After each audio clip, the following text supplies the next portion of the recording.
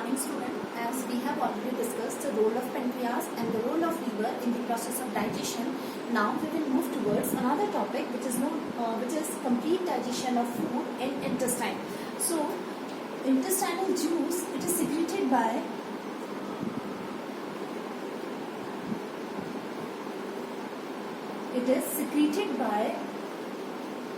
secretory gland present in the intestinal mucosa.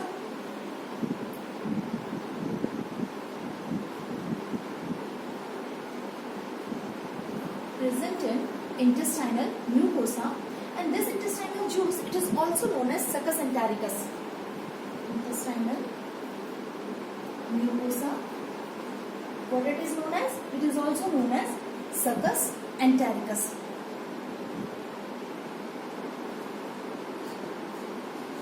And pH of intestinal juice is about 8. That means alkaline in nature.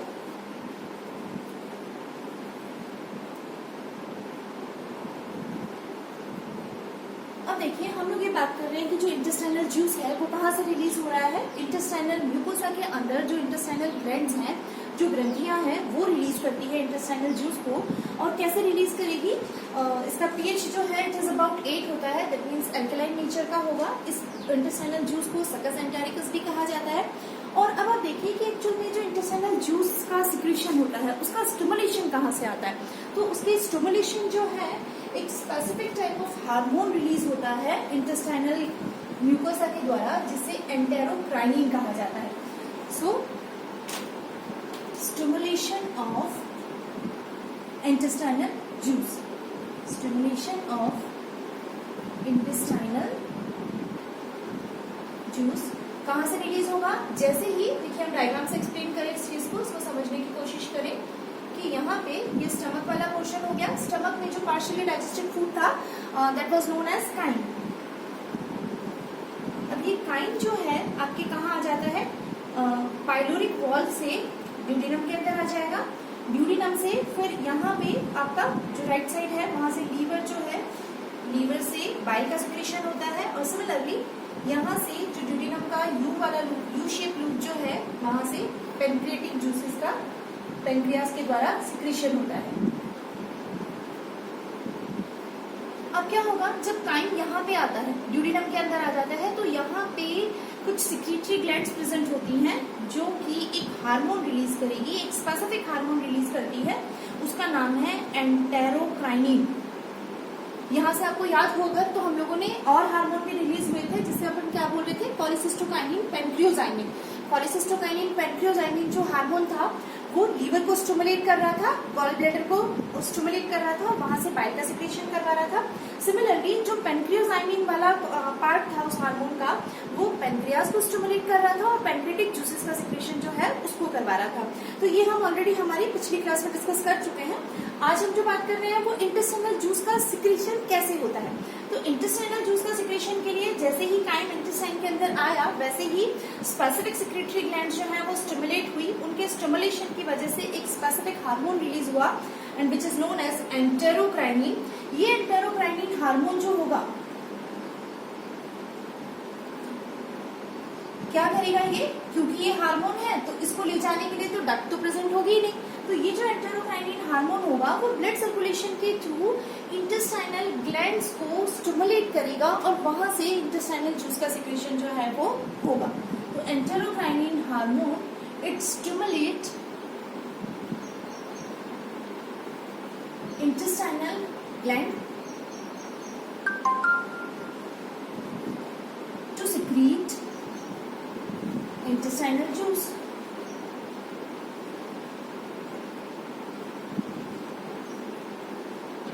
Okay, तो इस तरह से क्या हुआ? Duodenum के अंदर बाइल का सिक्रीशन आ चुका है लीवर से, साथ ही साथ पेनक्रियास के द्वारा जो है वो पेनक्रिएटिक जूस का सिक्रीशन हो चुका है। इन दोनों ने अपना काम कर लिया है। उसके बाद अब इंटेस्टाइनल जूस का सिक्रीशन हुआ, जिसे हम सकस एंटेरिकस भी कहते हैं। और पीएच क्या है उसका? अल्कलाइन पीएच है। तो अब ये जो इंटेस्टाइनल जूस होगा वो फूड का कंप्लीट डाइजेशन करेगा। अब तक जो सारे फूड के कंपोनेंट है, कार्बोहाइड्रेट है, प्रोटीन है या लिपिड है, वो पार्शियली डाइजेस्टेड फॉर्म में है, लेकिन अब इंटेस्टाइनल जूस की प्रेजेंस में फूड का कंप्लीट डाइजेशन होगा। कैसे डाइजेशन होगा? तो पहले हम लोग बात करें what is the composition of intestinal juice. Composition में देखिए आप क्या क्या रहेगा। कंपोजिशन ऑफ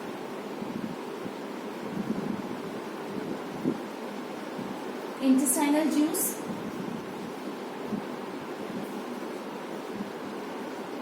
वाटर प्रेजेंट होगा इसके अंदर, नंबर 1 इज वाटर कंटेंट। उसके अलावा इसके अंदर प्रेजेंट होंगे इनऑर्गेनिक सॉल्ट्स, जो कि किसमें हेल्प करेंगे? ये भी जो एसिडिक पीएच है काइम की उसको न्यूट्रलाइज करने में हेल्प करेंगे। उसके अलावा म्यूकस प्रेजेंट होगा जो कि लुब्रिकेंट की तरह काम करेगा। उसके अलावा यहाँ पे बहुत सारे एंजाइम्स प्रेजेंट होंगे जो कि फूड का कंप्लीट डाइजेशन जो है वो करेंगे। तो अब हम लोग बात करें कि ये जो डिफरेंट एंजाइम्स इंटेस्टाइनल जूस के अंदर उपस्थित हैं वो क्या क्या काम कर रहे हैं और कौन कौन से एंजाइम हैं। तो पहले हम लोग देखें अब कौन कौन से एंजाइम हैं, एक एक को डिस्कस करते हैं और उनका फंक्शन के बारे में बात करते हैं। सबसे पहले अगर आप लोगों को याद हो तो जो पेनक्रेटिक जूस था उसमें कौन सा एंजाइम? प्रोटीन स्प्लिटिंग एंजाइम था जिसे हम ट्रिप्सिनोजन या काइमोट्रिप्सिनोजन बोल रहे थे। तो ये जो ट्रिप्सिनोजन रिलीज हो रहा था वो इनएक्टिव फॉर्म में था, इनएक्टिव जाइमोसिन वाली फॉर्म में था। तो इन presence of enterokinase enzyme it get convert into active trypsin. तो पहला एंजाइम हो गया हमारा एंटेरोकाइनेज। तो एंटेरोकाइनेज क्या काम कर रहा है? एंटेरोकाइनेज जो है वो इनएक्टिव ट्रिप्सिनोजन को एक्टिव ट्रिप्सिन में कन्वर्ट करने का काम करेगा, पहला एंजाइम। उसके बाद सेकेंड एंजाइम देखिए आप, कौन सा एंजाइम होगा हमारा? स्मॉलर पेप्टाइड चेन जो बनी थी पेनक्रेटिक जूसेस के डाइजेशन के बाद, स्मॉलर पेप्टाइड चेन, उस पे पेप्टिडेज एंजाइम जो है वो जॉब करेगा।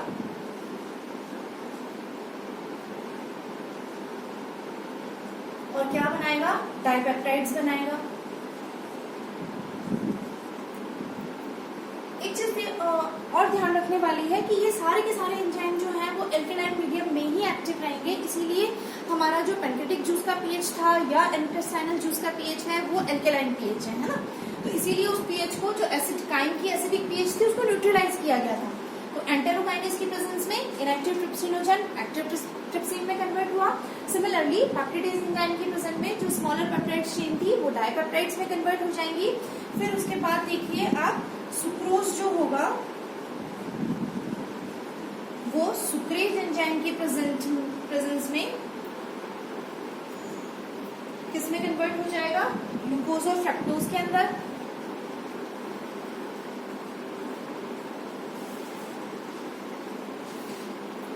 तो थर्ड एंजाइम हो गया आपका सुक्रेज।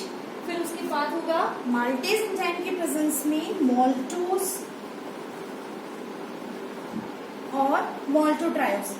ये आपको ध्यान है हम लोगों ने जब पेनक्रेटिक जूसेस से डाइजेशन किया था प्रोटीन का, तो प्रोटीजेस के प्रेजेंस में क्या हो रहा था? उसमें मोल्टोज बन रहा था, मोल्टोट्रायोज बन रहा था और अल्फा लिमिट डेक्स्ट्रीन्स बन रहे थे। Maltotriose in presence of maltase enzyme क्या बनेगा? यहाँ पे माल्टेज की प्रेजेंस में ग्लूकोज और ग्लूकोज बन जाएगा।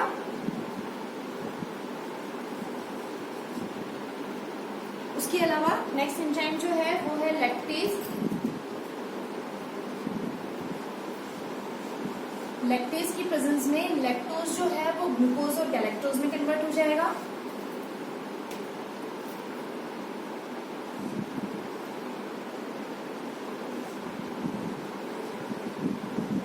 लैक्टोज जो होगा वो लैक्टेज एंजाइम की प्रेजेंस में ग्लूकोज प्लस गैलेक्टोज में कन्वर्ट होगा। उसके अलावा अल्फा लिमिट डेक्स्ट्रीन्स जो थी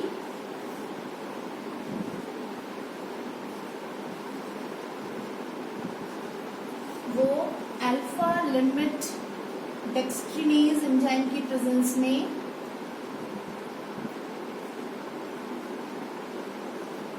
ग्लूकोज में कन्वर्ट हो जाएगी। तो आप देखो यहाँ पे हो क्या रहा है, आपका सारा का सारा जो कार्बोहाइड्रेट कंटेंट है वो अपनी मोनोमर फॉर्म यानी ग्लूकोज में कन्वर्ट हो रहा है ना। तो यानी कि जो हमारा कार्बोहाइड्रेट कंटेंट था वो सारा का सारा उसकी मोनोमर ग्लूकोज में कन्वर्ट हो चुका है। इसके साथ साथ जो हमारा प्रोटीन कंटेंट था वो पहले प्रोटीजेस में कन्वर्ट हुआ, छोटे उसमें कन्वर्ट हुआ, देन उसके बाद स्मॉल पेप्टाइड चेन का फॉर्मेशन हुआ। स्मॉल पेप्टाइड चेन जो है वो फर्दर आपके अमीनो एसिड्स के अंदर ब्रेक डाउन हो जाएगा। यानी कि सभी चीजें जो है, सभी फूड कंटेंट जो है, कॉम्प्लेक्स फूड कंटेंट जो है वो अपनी मोनोमर वाली फॉर्म में ब्रेक डाउन हो रहे हैं। इसी प्रोसेस को तो हम लोग डाइजेशन बोल रहे थे। उसके बाद देखिए आप रिमेनिंग जो इमल्सिफाइड फैट था,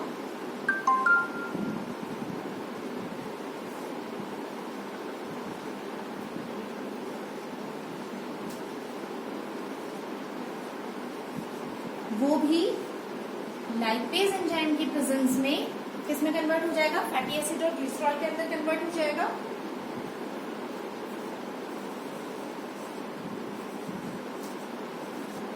प्लस ग्लिसरॉल।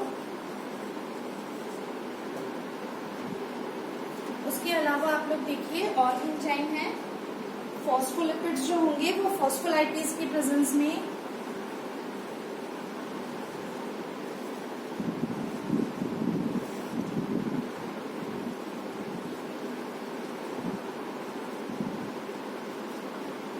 फॉस्फोलिपिड्स जो होंगे वो फॉस्फोलाइपेज की प्रेजेंस में किसमें कन्वर्ट हो जाएंगे, ग्लिसरॉल, फैटी एसिड और phosphoric acid. Glycerol plus fatty acid plus phosphoric acid.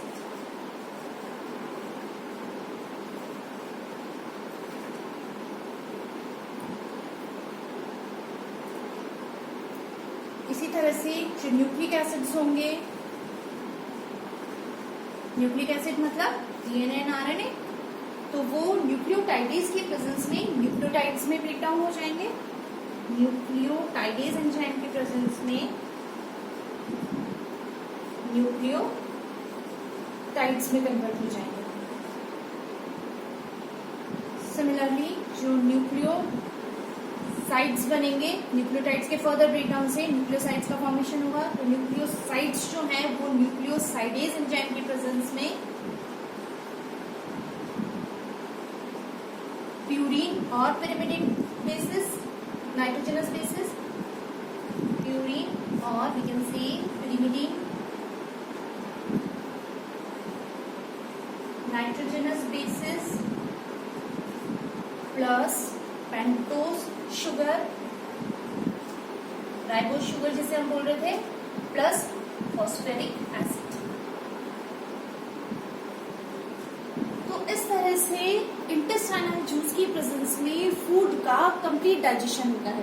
तो एंड प्रोडक्ट क्या होगा डाइजेशन का, आप ये देखिए।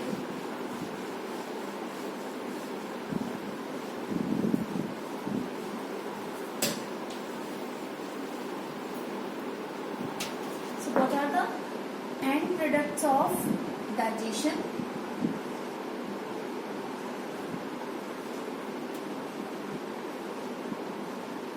क्या रहा फाइनली, इस तरह से कंप्लीट डाइजेशन होने के बाद जो फूड के अंदर कार्बोहाइड्रेट कंटेंट था वो किसमें कन्वर्ट हो चुका है, ग्लूकोज के अंदर, अपनी मोनोमर वाली फॉर्म के अंदर। सिमिलरली जो प्रोटीन कंटेंट था वो किसमें कन्वर्ट हो गया है ब्रेकडाउन के बाद, अमीनो एसिड वाली फॉर्म के अंदर। और जो फैट या लिपिड कंटेंट था वो किसमें का ब्रेकडाउन हो गया है, फैटी एसिड और ग्लिसरॉल।